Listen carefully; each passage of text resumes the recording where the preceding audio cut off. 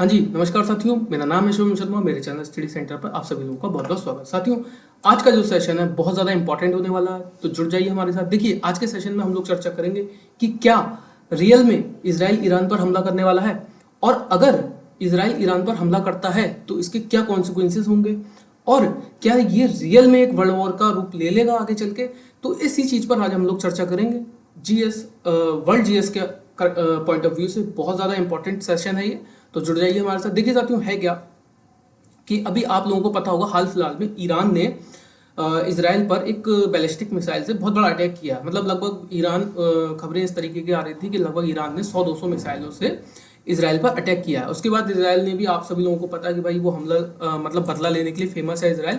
तो इसराइल ने भी जो है कहा था कि हाँ, इसका बदला और समय, मतलब कब बदला लिया जाएगा और उसका समय क्या होगा, वो हमारे द्वारा तय किया जाएगा, जैसा कि आप सभी लोगों को पता है। अब देखिए, है क्या, अगर इसराइल जो है ईरान पर हमला करता है तो इसके बाद ये निश्चित है कि क्रूड ऑयल के जो रेट हैं वो बहुत तेजी से मार्केट में बढ़ेंगे। अभी देखिए, सिर्फ और सिर्फ जब इसराइल ने मतलब ईरान ने इसराइल पे हमला किया था, उसी समय जो क्रूड ऑयल के जो रेट थे वो 3% तक इंक्रीज कर गए थे। ये देखिए, जैसे कि आर्टिकल आप पढ़ेंगे, oil prices increase by more than 3% West Asia tensions escalate. तो इस समय पर क्या थे कि 3% क्रूड ऑयल के रेट जो है बढ़े थे।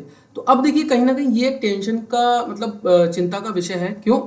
इसलिए कि अगर इसराइल ने हमला किया ईरान पर, तो यकीन मान के चलिए कि ये जो मतलब इस समय जो कॉन्फ्लिक्ट चल रहा है ना, ये काफ़ी सारे देशों में बढ़ जाएगा। बिकॉज अगर देखिए इसराइल जो है ईरान पर हमला करता है तो कहीं ना कहीं उसको रशिया और चाइना बैक करेंगे ईरान के लिए, है ना। अभी हाल फिलहाल में न्यूज़ भी निकल कर आई थी कि रशिया ने अपने जो एयर डिफेंस सिस्टम है S-400 वो ईरान के लिए रवाना भी कर दिया है। और इधर कहीं ना कहीं नाटो और प्लस अमेरिका और यूरोपियन यूनियन भी इसराइल को बैक करेंगे।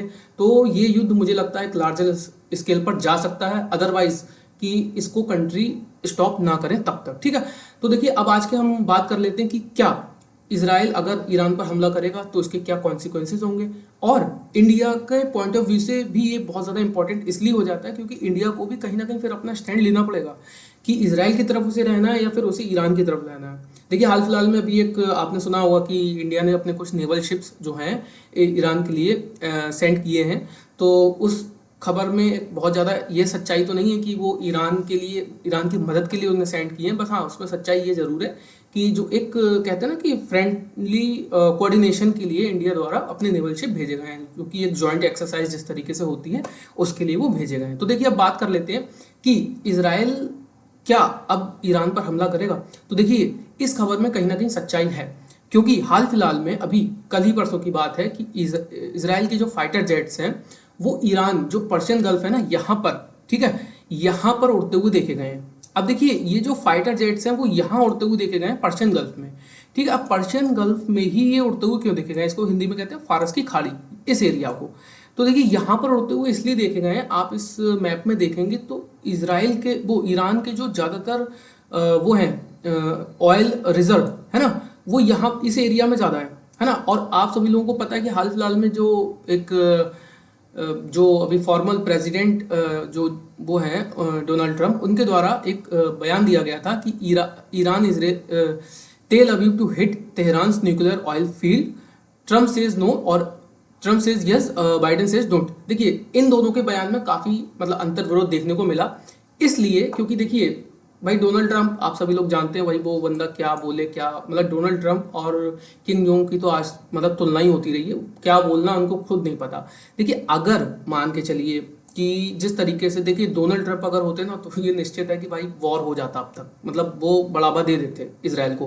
वो तो इसराइल का अपना एक जनरल प्रूडेंस है कि वो अभी मतलब वॉर में ईरान के साथ नहीं उतर रहा, बिकॉज क्योंकि भाई इसराइल इस समय बिजी है। कहाँ पर इसराइल बिजी है इस समय?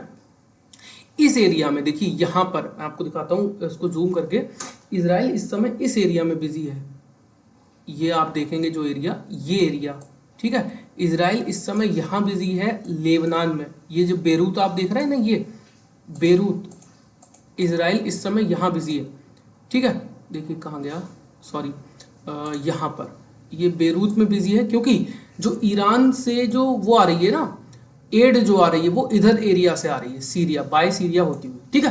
तो यहाँ पर इजराइल द्वारा कहा भी गया है कि भाई अगर देखो आपके कोई भी फाइटर जेट यहाँ उतरते हैं बेरूत में, तो हम जो है यहाँ पर हमला मतलब आपके फाइटर जेट को मार गिराएंगे, ये इजराइल द्वारा फाइनली कहा गया। अब देखिए इजराइल के जो फाइटर जेट्स हैं F-35 जो अमेरिका द्वारा दिए गए हैं, वो यहाँ पर उड़ते हुए इसलिए दिखे हैं क्योंकि इजराइल ईरान की जो ज़्यादातर ऑयल रिजर्व है वो यहाँ पर है, ठीक।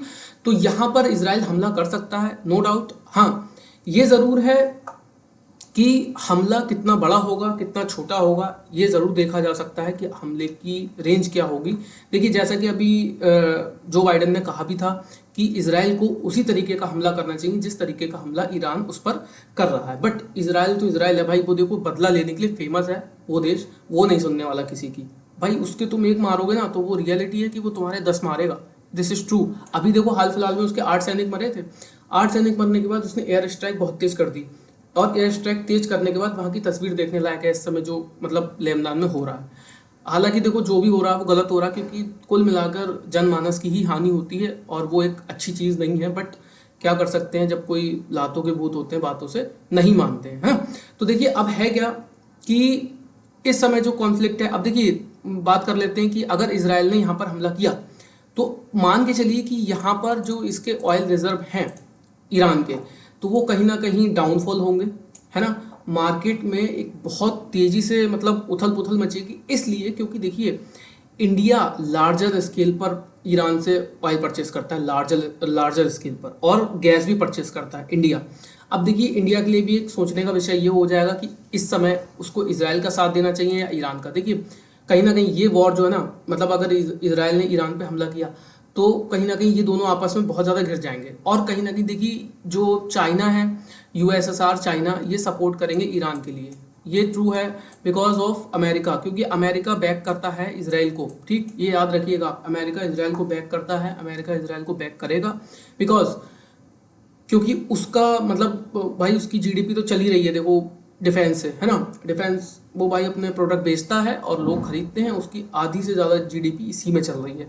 तो कहीं ना कहीं नाटो, अमेरिका और यूरोपियन यूनियन इसराइल को बैक करेंगे, तो ये युद्ध एक बड़ा रूप ले सकता है, इसलिए क्योंकि इसमें बड़ी बड़ी शक्तियां शामिल हो जाएंगी। और उस समय इंडिया के लिए भी इंपॉर्टेंट हो जाएगा कि उसे किसके साथ जाना है, इसराइल के साथ या फिर ईरान के साथ। देखिए दोनों ही इंडिया के लिए इंपॉर्टेंट है बिकॉज इंडिया यहाँ से बड़े लेवल पर ऑयल एंड गैस परचेस करता है, ठीक है, बड़े लेवल पर, मतलब छोटे लेवल नहीं, बड़े लेवल पर। अगर यकीन मान के चलिए यहाँ पर कॉन्फ्लिक्ट बढ़ा तो इंडिया के लिए बहुत मुश्किलों का सामना करना पड़ेगा, ठीक। फिर इसराइल से, अब इसराइल से हम क्यों नहीं दुश्मनी कर सकते, मतलब दुश्मनी क्या, हम उसके पक्ष में क्यों नहीं जा सकते और क्यों जा सकते। देखिए इसराइल से इंडिया खरीदता है अपडेटेड टेक्नोलॉजी, है ना, डिफेंस का बहुत सारा मतलब आर्मामेंट ये खरीदता है इंडिया, किससे, डिफेंस, मतलब आप समझ के चलिए कि डिफेंस की टेक्नोलॉजी, बहुत अपडेटेड टेक्नोलॉजी इंडिया लेता है इसराइल से, ठीक।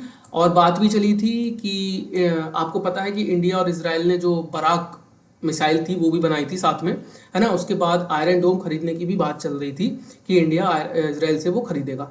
तो अब देखिए कुल मिला के जो तस्वीर निकल के आती है वो यही है कि हाँ, अगर इसराइल ने ईरान पर हमला किया तो वो हमले की प्रकृति कैसी होगी। देखिए मुझे नहीं लगता कि इसराइल बहुत बड़ा हमला करेगा ईरान पर, ये इसलिए नहीं करेगा क्योंकि इसराइल इस समय इस एरिया में बहुत बुरी तरीके से घिरा हुआ है। हाँ, ये ज़रूर है कि इसराइल ईरान पर हमला करेगा, एक सांकेतिक हमला करेगा, इसलिए करेगा क्योंकि देखिए ईरान ने हाल फिलहाल में इतनी सारी मिसाइलों से हमला किया, तो वो कहीं ना कहीं इसराइल की छवि खराब होती है उससे, क्योंकि वो देश फेमस है भाई अपना बदला लेने के लिए।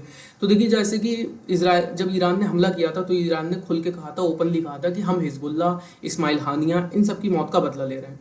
तो अब देखिए उसके तुरंत बाद जैसे ही इसराइल पर हमला हुआ, उसके तुरंत बाद इसराइल के जो डिफेंस के जो मतलब लीडर्स थे, आर्मी के जो लीडर हैं, उनके द्वारा बयान दिया गया था कि इसका बदला जो है ईरान से हम लेंगे। अब देखिए हाल फिलहाल में कल या परसों की ही खबर है कि जो यमन है, यमन, यहाँ पर अमेरिका और ब्रिटेन द्वारा हमला किया गया है ना। तो अमेरिका और ब्रिटेन द्वारा इसलिए हमला किया गया है क्योंकि यमन भी कहीं ना कहीं, यमन को भी सपोर्ट मिलता है किससे, ईरान से। तो देखिए इस समय जो भी ईरान से घिरा हुआ है, मतलब ईरान से टच है, कहीं ना कहीं उस पर हमले होंगे। तो यहाँ पर देखिए हमले कर रहा है ब्रिटेन, और हूती भी यहीं पर ज़्यादातर वो रहते हैं, एक्टिव रहते हैं। तो इन पर हमला कर रहा है ब्रिटेन और अमेरिका, और इसराइल अब देखिए कहीं ना कहीं ये रियलिटी है कि कहीं ना कहीं इसराइल हमला करेगा, और ये देखना होगा कि बड़ा हमला होगा या छोटा हमला होगा, बट ये ट्रू है कि थर्ड वर्ल्ड वॉर की स्थिति अभी बनने नहीं जा रही है। और यकीन मान के चलिए कोई देश नहीं चाहेगा कि थर्ड वर्ल्ड वॉर हो। हाँ, ये ज़रूर है कि ईरान इसराइल अपना जो इसराइल पे हमला हुआ था उसका बदला ज़रूर लेगा। अब इसराइल जब यहाँ पर हमला करेगा तो इसके ऑयल रिजर्व्स को वो तबाह करेगा, ज़रूर करेगा, क्योंकि इसराइल नहीं चाहता, ना ही अमेरिका चाहता है कि ईरान एक परमाणु शक्ति बने। और ईरान ने हाल फिलहाल में इस चीज़ का दावा किया है कि वो जल्द ही परमाणु शक्ति बन जाएगा। तो कुल मिला के कॉन्सिक्वेंसेस ये निकलते हैं, अगर हमला होता है तो इंडिया को एक कहीं ना कहीं साइड लेनी पड़ेगी, या फिर इसराइल या फिर ईरान, है ना। तो ये भी इंडिया के लिए एक द्वंद्वात्मक स्थिति हो जाएगी। बाकी देखिए महंगाई बढ़ेगी, जैसे जैसे कच्चा तेल बढ़ेगा, कच्चे तेल के प्राइसेस बढ़ेंगे। ये 3% अभी तो बढ़ा है, जैसे ही हमला हो जाएगा, क्योंकि ये बहुत बड़े लेवल पर भाई परचेस मतलब वो करता है, सेल करता है ऑयल और गैस, ठीक, बहुत बड़े लेवल पर। तो ये अगर होता है तो मान के चलिए महंगाई बढ़ने की संभावना है। और इंडिया के लिए भी ये एक चिंता का विषय इसलिए क्योंकि इंडिया एक बहुत बड़े लेवल पर ईरान से ऑयल एंड गैस परचेस करता है, ठीक है। और उसके बाद जो यहाँ पर चबाहर पोर्ट है वो भी मतलब इंडिया उसको एक्टिव कर रहा था, तो वो भी कहीं ना कहीं एक चीज़ एक तरीके से डूबेगा।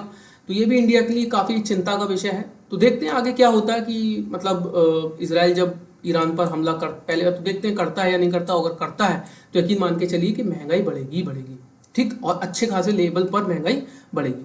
तो आज की सेशन में इतना ही था। तो देखिए क्या होता है आगे, और अगली वीडियो में मिलते हैं अगली अपडेट के साथ। और बाकी आज की वीडियो में इतना ही, अभी के लिए धन्यवाद।